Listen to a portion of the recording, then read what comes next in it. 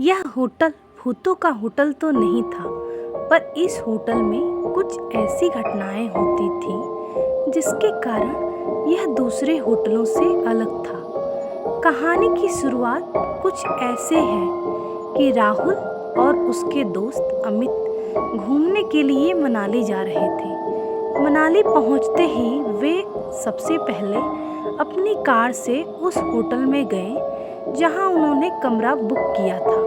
वहां थोड़ा आराम करने के बाद वो दोनों घूमने निकल गए। रात होने के बाद जब वो वापस अपने होटल जा रहे थे, तभी खराब मौसम के कारण होटल जाने का रास्ता बंद हो गया था। रास्ते को सही होने में सुबह तक का समय लगने वाला था। राहुल और अमित ने सोचा कि अपने होटल तो आज रात जा नहीं सकते, इसलिए यहीं आसपास किसी होटल में एक रात के लिए कमरा बुक कर लिया जाए और सुबह होते ही अपने होटल चले जाएंगे।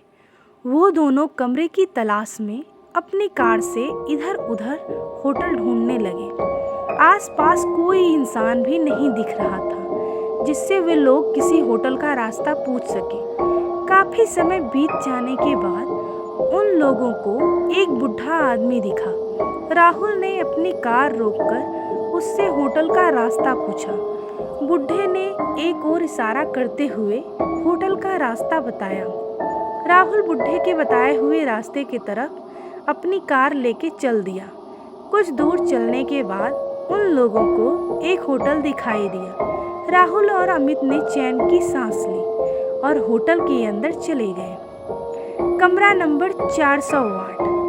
होटल के अंदर जाके उन्होंने काउंटर पर खड़े आदमी से रात भर रुकने के लिए एक कमरा मांगा। उस आदमी ने होटल के कुछ नियम बताए और एक कमरे की चाबी राहुल को दे दी। राहुल और अमित चाबी लेके कमरे की ओर चल दिए। चाबी पर कमरे का नंबर लिखा था, कमरा नंबर 408। राहुल और अमित चाबी लेके कमरे की ओर चल दिए। होटल पे हर मंजिल पे चहल पहल थी। इन दोनों का कमरा चौथे मंजिल पे था। वो मंजिल बिल्कुल सुनसान थी। खैर, वो लोग इस बात पर ज्यादा ध्यान नहीं दिए। उन्हें तो यहाँ बस एक रात ही गुजारनी थी, इसलिए वे लोग अपने कमरे के अंदर चले गए। अंदर पहुँच के उन्होंने देखा कि ये उस कमरे में तो काफी धूल है। ऐसा लग रहा था जैसे कई सालों से वो कमरा बंद पड़ा है। वहाँ ना तो पीने का पानी था, ना ही नहाने का। राहुल ने वहाँ पे रखे फ़ोन से होटल के स्टाफ को कॉल किया। कॉल किसी ने उठाया पर कुछ बोला नहीं। डरावनी सी हंसी के बाद कॉल कट गया। उसके तुरंत बाद ही वापस उसी फ़ोन पे कॉल आया। इस बार होटल के स्टाफ ने कहा, सर आपने कॉल किया था, बताइए हम आपकी क्या मदद कर सकते हैं। राहुल ने जवाब दिया, आपने हमें ये कैसा कमरा दिया है, ना ही यहाँ पानी पीने का है और ना ही नहाने का। चारों तरफ सिर्फ धूल ही धूल है। आप जल्द से यहाँ आइए और ये सब सही करवाइए। स्टाफ ने इस बात की माफ़ी मांगी और कमरे का नंबर पूछा। राहुल ने जवाब दिया, कमरा नंबर 408। इतना सुनते ही स्टाफ डर गया और डरते हुए राहुल से पूछा, सर आप उस कमरे में क्या कर रहे हैं। राहुल ने चिल्लाते हुए कहा, ये क्या मजाक चल रहा है, आप लोगों ने ही तो मुझे इस कमरे की चाबी दी थी। स्टाफ सहमी आवाज़ में बोला, सर जितना जल्दी से जल्दी हो सके आप उस कमरे से बाहर निकलिए और नीचे आइए। राहुल ने पूछा, पर क्यों। स्टाफ ने तुरंत जवाब दिया, सर सवाल बाद में पूछ लेना, अब अभी आप वहाँ से बाहर निकल जाइए, वहाँ आपकी जान को खतरा है। इतना सुनते ही राहुल और अमित कॉल कट करके कमरे से बाहर निकलने के लिए दरवाजे की तरफ जाने लगे।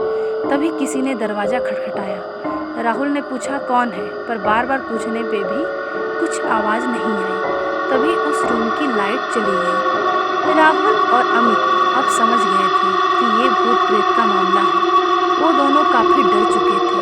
तभी बाहर से आवाज़ आई, सर आपने कॉल किया था, सफाई और पानी के लिए मैं वहीं ठीक करने आया हूँ। और फिर डरावनी सी हंसी ने सन्नाटा छा दिया।